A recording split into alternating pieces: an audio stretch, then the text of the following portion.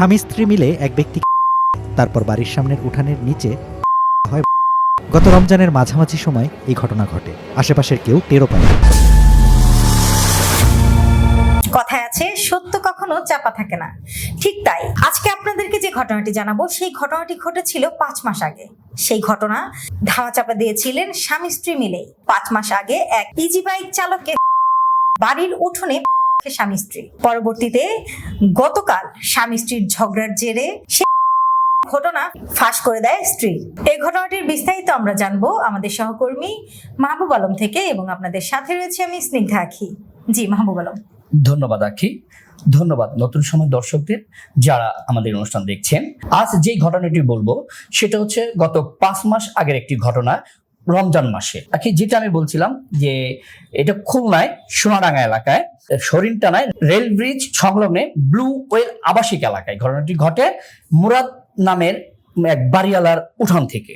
মুরাদের স্ত্রী ফাল্গুনী ছিলেন, তারা দুজন স্বামী স্ত্রী। তারা মাঝে মাঝেই ঝগড়া বিবাদে লেগে থাকতো। গতকাল 13ই জুলাই সোমবার দুপুরে আনুমানিক 2টা-3টার দিকের ঘটনা, ঝগড়া লাগে। মুরাদের সাথে ঝগড়া লাগে, স্বামী স্ত্রী ঝগড়া লাগার এক পর্যায়ে ফাল্গুনী তার বউ সরাসরি সোনাডাঙ্গা থানায় চলে যায়। সোনাডাঙ্গা থানায় গিয়ে মুরাদের ব্যাপারে একটা অভিযোগটা করে গত 5 মাস রমজান মাসের মাঝামাঝির সময় ইজি বাইক চালক মারুফ নামের এক ব্যক্তি 35-36 বছর বয়সী, তাকে দুজনই এবং তাদের নিজ উঠোনেই গেছেন। এই তথ্য পেয়ে পুলিশ তাড়াতাড়ি তার সাথে সহযোগী হিসেবে ফাল্গুনী সহ মুরাদ মোল্লার বাড়িতে এসে সেই উঠোন খুঁড়ে একটা কঙ্কাল উদ্ধার করে। যখন কঙ্কাল উঠানোর পরে তখন মুরাদ মোল্লাকে বাড়ির ভিতরে যে মুরাদ মোল্লাকে আটক করে তাদের দুজনকে জিজ্ঞাসাবাদের জন্য তাকে থানায় নিয়ে আসা হয়। যখন পুলিশ তাকে জিজ্ঞাসাবাদ করে তখন স্বীকারোক্তিমূলক পুলিশের কাছে তারা জবানবন্দি দেয় যে গত রমজান মাসের মাঝামাঝির সময় এই যে মারুফ ইজি বাইক চালক, তাকে আমরাই ফোন দিয়ে তাকে বাসায় এনে স্বামী স্ত্রী দুজনে মিলেই। দর্শক, আরেকটি কথা জানিয়ে রাখি, এই যে মুরাদ মোল্লার যে স্ত্রী ফাল্গুনী, তার বয়স আনুমানিক 22-23 বছর। সে বিয়ের আগে থেকেই ছিলেন। এই এক পর্যায়ে এই মুরাদ মোল্লার সাথে তাদের পরিচয় হওয়ার এক পর্যায়ে তারা বিবাহ বন্ধনে আবদ্ধ হয়। কিন্তু কথা আছে না, মানে যার যে চরিত্র সে সেই পথ বেছেই নেবে।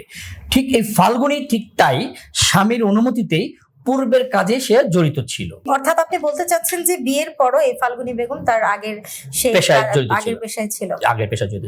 এই পেশায় জড়িততেই এই যে ইজি বাইক চালক যে মারুফ, তার সাথে এইভাবেই পরিচয় হওয়ার এক পর্যায়ে পরে তাদের চিন্তা করলে, মানে ঝগড়া বিবাদ যখন করতো, তাদের ভিতরে কোনো সচ্ছলতা ছিল না। সংসারের সচ্ছলতা না থাকার কারণে তখন স্বামী স্ত্রী মিলে একটা পরিকল্পনা করে কি করা যায়, কিভাবে। তখন এক পর্যায়ে ইজি বাইক চালক যে মারুফ আছে না, এই মারুফকে, তার বয়স কিন্তু বলেছে আগে 30-35 বছর বয়স হবে, তা ইজি ব্যাগটিকে কিভাবে হাতিয়ে নেওয়া যায় যে সেই পরিকল্পনা করলো।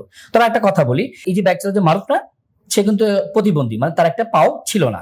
সেই মারুফকে মানে প্রলোভন দেখিয়ে বাসায় ডেকে আনে এক পর্যায়ে তাকে ঘরের ভিতরে ঢোকানোর পরে তাকে খাবার দেয়। তো খাবারের মধ্যে চেতনানাশক ঔষধ দিয়ে প্রথমে তাকে অজ্ঞান করে, পরে দুজনে মিলে তাকে, তারপর দুজন চিন্তা করে কি করা যায়।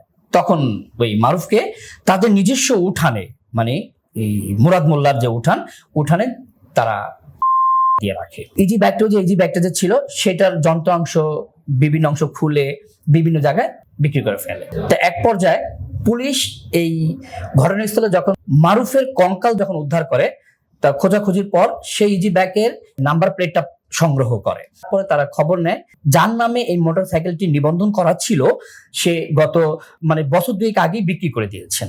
মারুফের কাছে যে বিক্রি করেছেন, তারপরে তার কোনো হদিশ পাওয়া যায় না যে মারুফ কোথায় থাকে বা কি। তো দীর্ঘ 5 মাস পর যখন গতকাল এক পর্যায়ে অনেক ঝগড়া হওয়ার পরে মুরাদ মোল্লা ফাল্গুনী তার ওয়াইফকে অনেক, তখন সহ্য করতে না পেরে সে সরাসরি সোনাডাঙ্গায় যে থানা অভিযোগ দেয়। থানা অভিযোগ দিলে তাদেরকে গ্রেফতার করে তাদেরকে আদালতে পাঠিয়ে দেওয়া হয়। আচ্ছা, এই ব্যাপারে আপনার সাথে ওই সোনাডাঙ্গা থানার ভারপ্রাপ্ত কর্মকর্তার সাথে কোনো কথা হয়েছে কিনা?